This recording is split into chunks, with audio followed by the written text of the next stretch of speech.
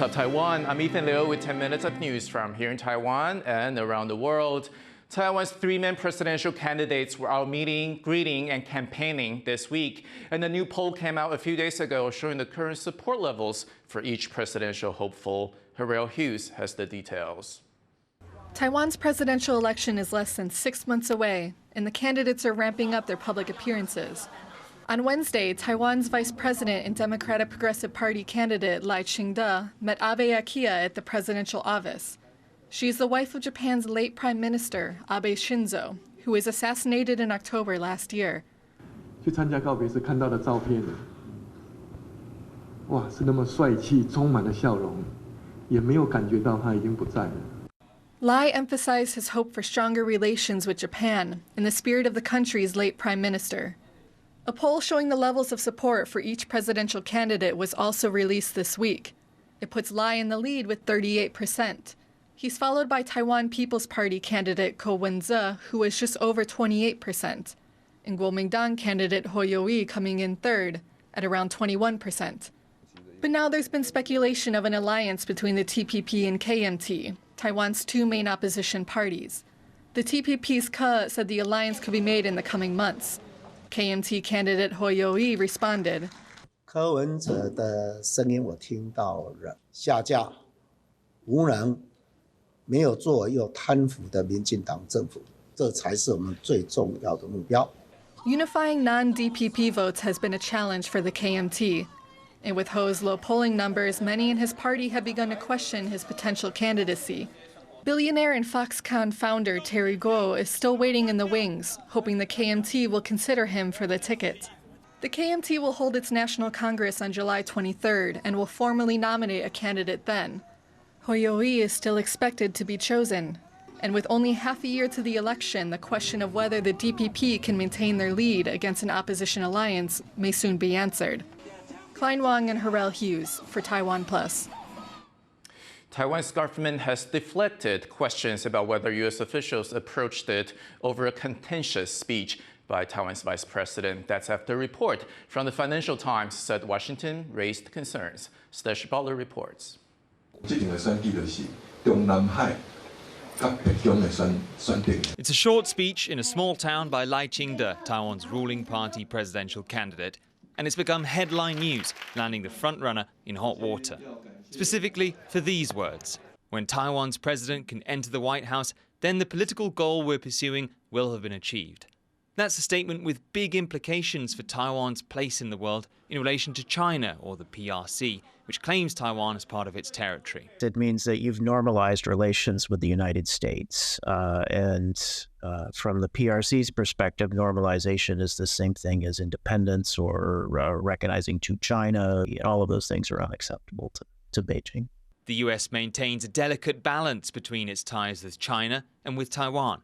It backs Taiwan against a potential Chinese attack, but it also discourages Taiwan from declaring independence, something Washington has said time and time again.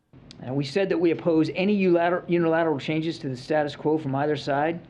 We've also said we do not support Taiwan independence and that we expect cross-strait differences to be resolved by peaceful means. That's why, according to a report from the Financial Times, US officials contacted Taiwan about the remarks by Lai, who's currently vice president.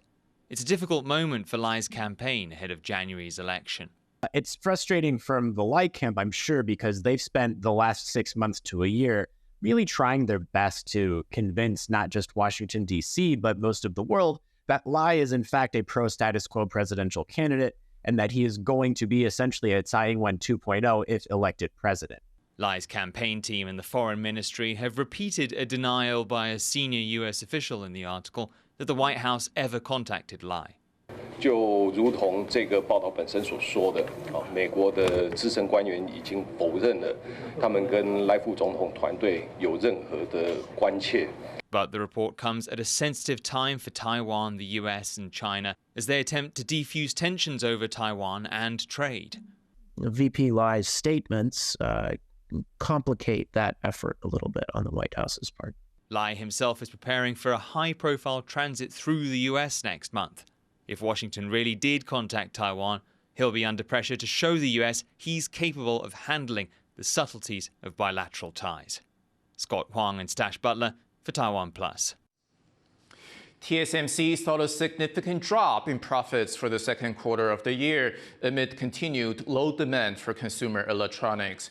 The world's leading chipmaker reported a 23.3% fall in profits, with net income for Q2 of $5.85 billion, which was still better than what some analysts had predicted. It's the company's first quarterly income drop since the second quarter of 2019.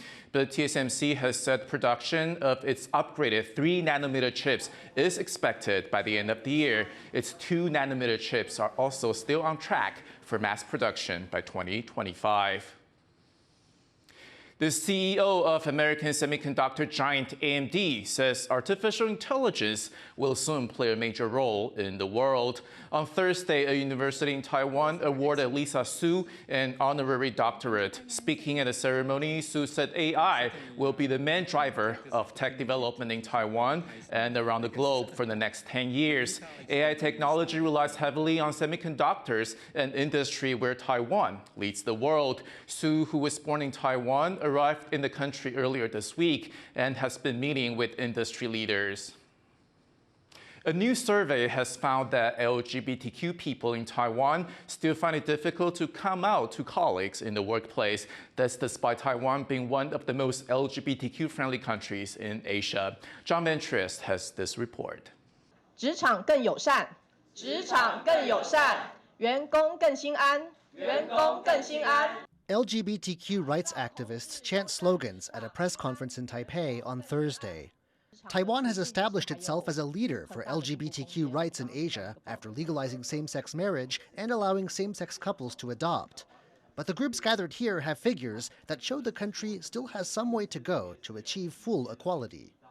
In a survey of around 1,300 LGBTQ adults, just 46% say they've come out to their coworkers. Only 29% are open about their identity to direct superiors, 18% to company executives, and just under 10% to clients or people from partner companies. 已经有将近40%的填答者对于在工作场合出柜并没有任何的担心。那些仍有担心的填答者呢，他们最大的担心呢，第一名也是在于说会影响职场的人际关系，占了41.6%。那再来的话，分别有影响工作升迁或职业发展，那也会担心遭到同事或主管刻意的刁难哦。 This is the third survey of its kind carried out by LGBTQ groups, Taiwan Equality Campaign, and the Taiwan Tongzhi Hotline Association since 2016. But while the number of people who hide their sexuality at work has dropped, these activists say Taiwan isn't yet where it ought to be. 那忧心的是什么？会不会台湾的这个权益推动已经进入一个停滞期？好，因为各位发现数据没有掉，可是也没有说有太大的一个提升。 These groups say the onus is on employers to make real changes in the workplace. That's why they're launching a limited-time program to certify workplaces that have inclusive policies. This means everything from sensitivity training to letting workers choose uniforms that match their gender identity. The groups hope this will make LGBTQ workers feel less anxious and more comfortable about expressing themselves at work. 也有机会可以跟大家来分享说你的最佳实践案例，然后也会获得公开的表扬。 那在这个填表跟计分之后呢，也会取得一个我们的改善的建议指南。 The groups say it's in companies' interests to be more proactive in creating a welcoming working culture. The survey also found 64% of LGBTQ workers make decisions about whether to stay with an employer based on whether they feel the company has a friendly atmosphere. That suggests an equal open workplace is also one that keeps its workers. Eason Chen and John Van Triest for TaiwanPlus. Thank you for watching What's Up Taiwan. Remember to download the TaiwanPlus app for more stories from Taiwan and around the world. Finally, we leave you with images of a light show in Colombia's underground Salt Cathedral. I'm Ethan Liu. Take care, and I'll see you next time.